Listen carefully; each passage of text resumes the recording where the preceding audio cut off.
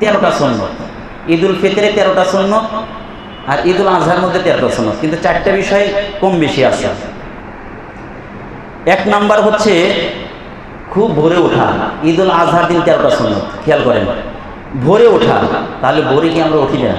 তাহলে বুঝেইছে হইলো অন্য দিন যতটুকু আগে উঠি, ঈদুল আজহার দিন আরেকটু আগে ওঠার চেষ্টা করা, 1 নাম্বার সুন্নত।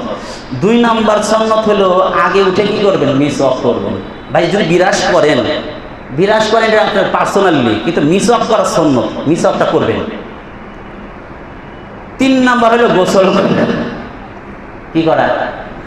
গোসল করা একটা সুন্নত। এরপরে 4 নম্বরের উত্তম পোশাক পরা। কি বলছে কথাটা?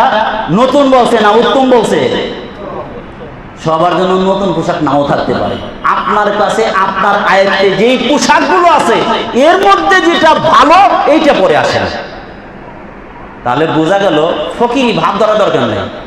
আমার যে কটা জামা আছে তার মধ্যে যেটা ভালো এইটা একটু পরে যেন ভালো করে ধুইয়া ইস্ত্রি দিয়া ওইটাই নতুনের মতো বানায় নিয়ে আসবো ইনশাআল্লাহ।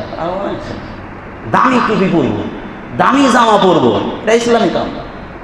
দামি পোশাক পরে, দামি পাঞ্জাবি পরে।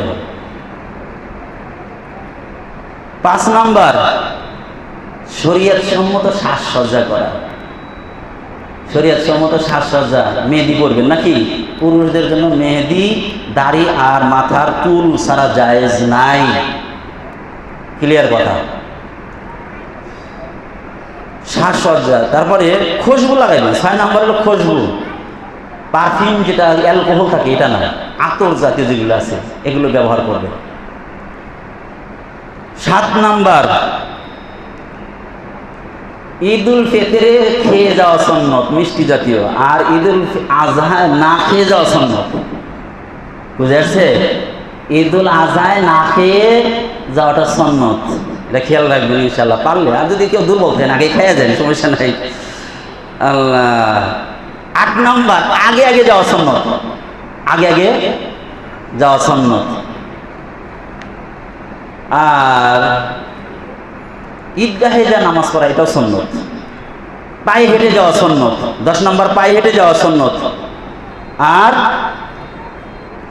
তাকবীরে তাশরিক, এটা জোরে জোরে পড়া সুন্নত। আমরা তো জোরে জোরে পড়ি না, রাস্তায় গল্প করতে করতে যাই, জোরে জোরে পড়তে যাওয়া সুন্নত। আর রাস্তা বদল করা, যে রাস্তা দিয়ে যাবে অন্য রাস্তা দিয়ে আসবে। আর এটা হলো ঈদুল ফিতরে যে টাইমে নামাজ পড়া হয় তার চেয়ে একটু আগে ঈদুল আজহার নামাজটা পড়া, এটাও সুন্নাত। কি বললাম? ঈদুল আজহা যদি ঈদুল ফিতর যদি 8:30টায় হয় তাহলে 8টায়, যদি 8টায় হয় তাহলে 7:30টায়, মানে একটু আগে পড়া, এটাও একটা সুন্নাত। কারণ ঈদুল আজহায় কুরবানি রয়ে গেছে, আর ঈদুল ফিতরে কি থাকে না? কুরবানি থাকে না। এই সুন্নাতগুলো বলা হইল। আল্লাহ পাক আমাদেরকে এই সুন্নাতগুলো আমল করার তৌফিক দান করেন। আর আমরা ঈদের দিন যারা কুরবানি দিতে পারি আলহামদুলিল্লাহ, দিতে পারি নাই এটা মনে ধৈর্য ধারণ করা, আল্লাহর কাছে দোয়া করা। যে ভাইরা দিতে পারছে তাদের সাথে একটু আমরা সহযোগিতা করবো। সহযোগিতা করা খরচ না, তবে মানবিকভাবে আমরা সমাজে, একই সমাজের লোক, উনি একা মানুষ, উনি একা কুরবানি করতেছে, আমি ওনার সাথে একটু সহযোগিতা করি। এই জন্য যারা আমরা সমাজে আছি একে অপরকে কি করবো? সহযোগিতা করব এবং 10 মিলে মহব্বতের সাথে ইনশাল্লাহ কাজ করব। আর ঈদের দিন এই কাজ করতে গিয়ে যেন নামাজ আমাদের না ছাটে, অন্য নামাজের খেয়ালও আমরা রাখবো।